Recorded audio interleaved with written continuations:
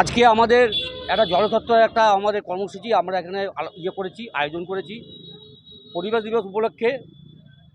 আর আমাদের এই তীব্র দাবদাহে উত্তমদের স্মরণে আমরা এই জলতত্ত্বের কর্মসূচিটা কালকে আমাদের ছিল, গতকাল সেটা প্রাকৃতিক দুর্যোগের কারণে সেটা সম্পূর্ণ বাতিল হয়ে যায়। সেটা আজকে 10টার সময় আমরা সেই কর্মসূচিটা আবার পুনরায় শুরু করি। হ্যাঁ, এই তীব্র দাবদাহে তো সবারই তো জল তেষ্টা পায়।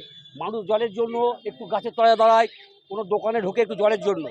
এটা একটা মহৎ কাজ। এই মহৎ কাজটা যে আমরা এগিয়ে এসেছি, সবাইকে দাঁড়িয়ে আমরা জল দান করছি, এটাই আমাদের কাছে অনেক গর্বের বিষয়। আমরা তো সবসময় মানুষের পাশেই আছি। দীর্ঘ 5 বছর আমাদের এখানে আর কোনো কর্মসূচি হয়নি।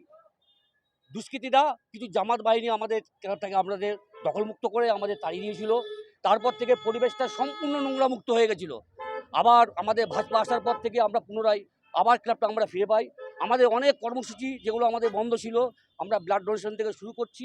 এরপরে আমাদের আজকে জলস্বত্ব একটা আমরা কর্মসূচি করলাম। এরপরে আমাদের অনেক বড় বড় কর্মসূচি আছে, সেই পথগুলো আমরা আস্তে আস্তে এগিয়ে যাব। সংবাদ অনুষ্ঠানে আমাদের এখানে এমএমজি শেখ পিন্টু মহাশয়কে আমরা আজকে একটা সংবর্ধনা দিলাম। আমার নাম অমিত কুমার দাস, আমি নবোদয় সংঘের সম্পাদক।